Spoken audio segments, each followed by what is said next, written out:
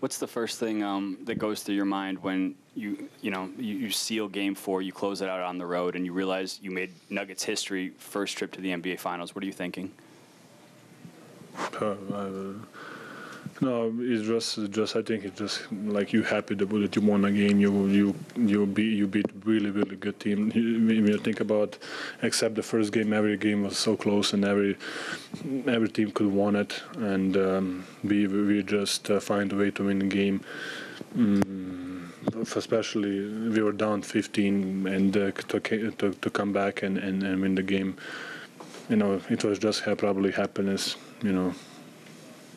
I think that's the emotions.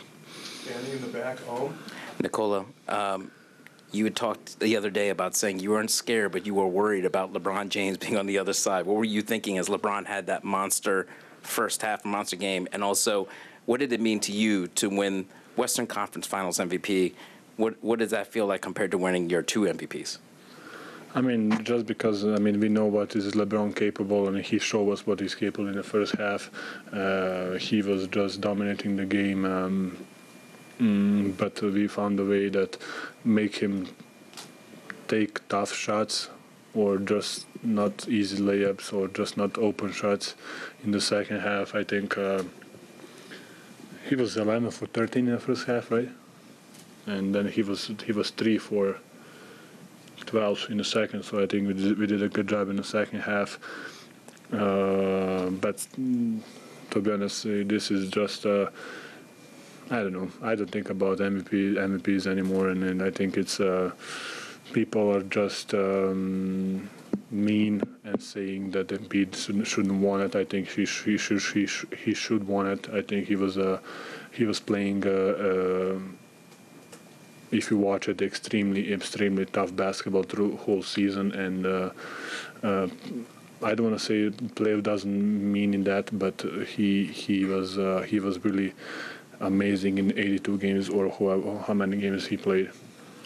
The left over here.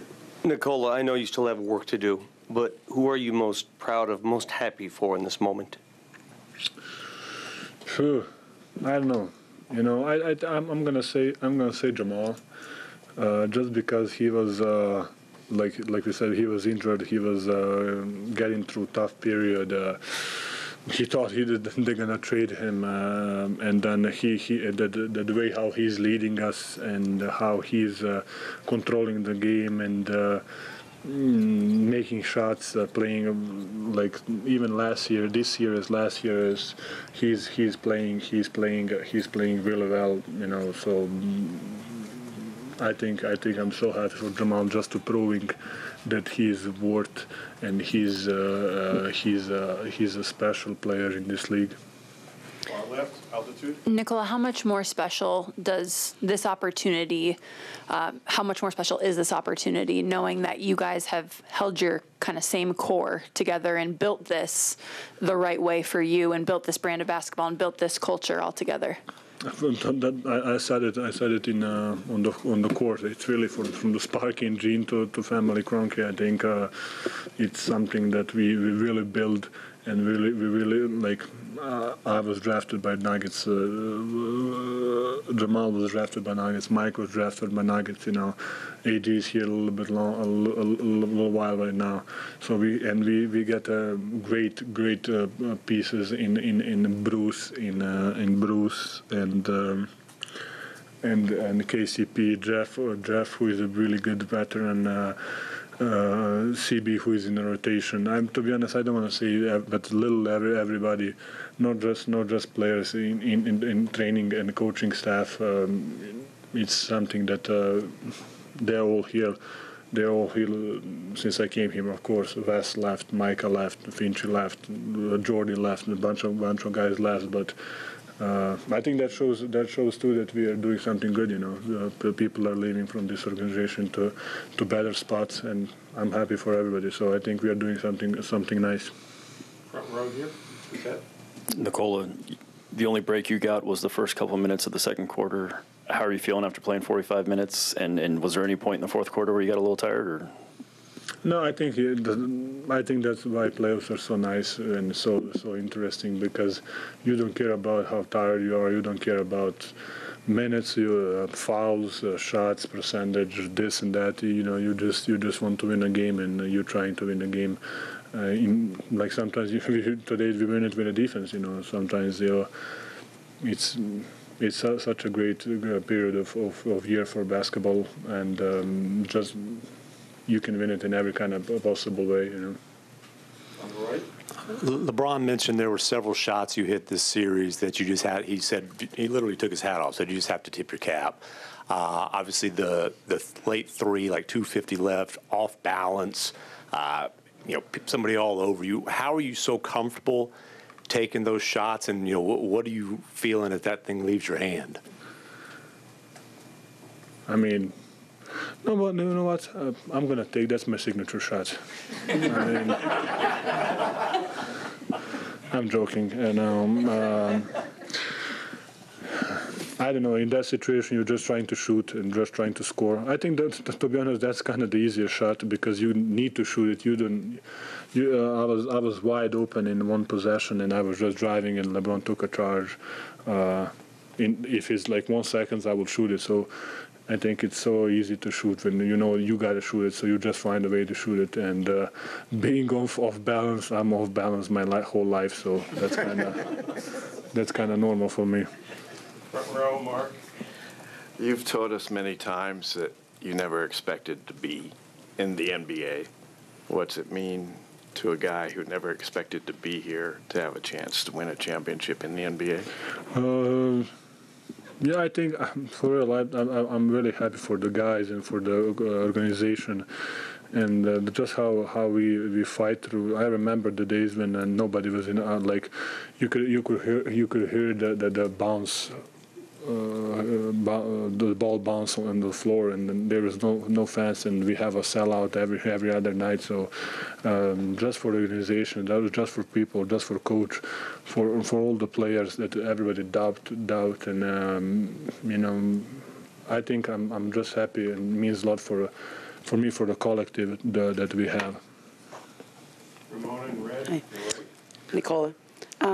I know you deleted social media a long time ago.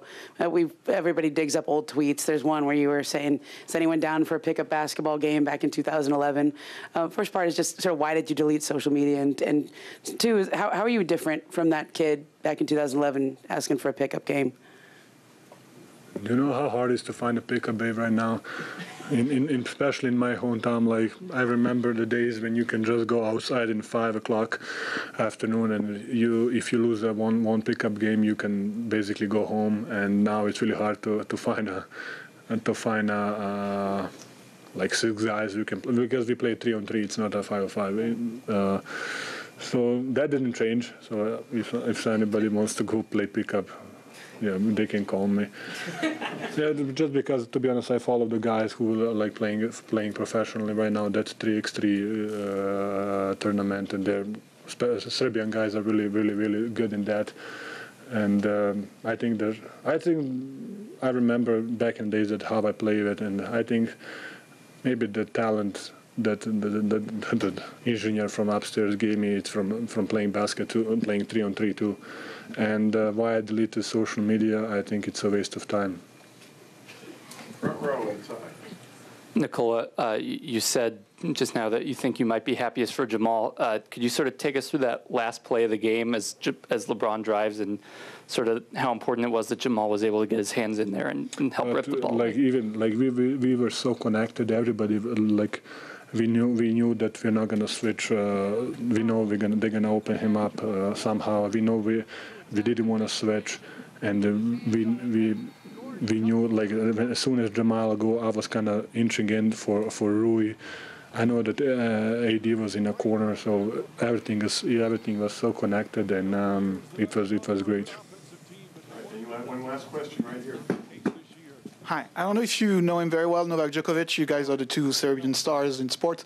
He's going to have Roland Garros coming. You're going to have this big finals to play. Are you going to talk to, to each other about this, or you don't have that type of conversation? I don't have his number, to be honest, but he's the guy who represents Serbia in a much bigger scene, and he's a Serbian ambassador, and he's really idol to the kids in Serbia, and not just on the court and the things that his foundation is doing.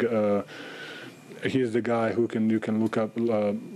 I want to be like him, So he is doing something great for kids, for Serbia, for everything. So we cannot be compared. Thank you, everybody. Guys, Ležla Kolbež.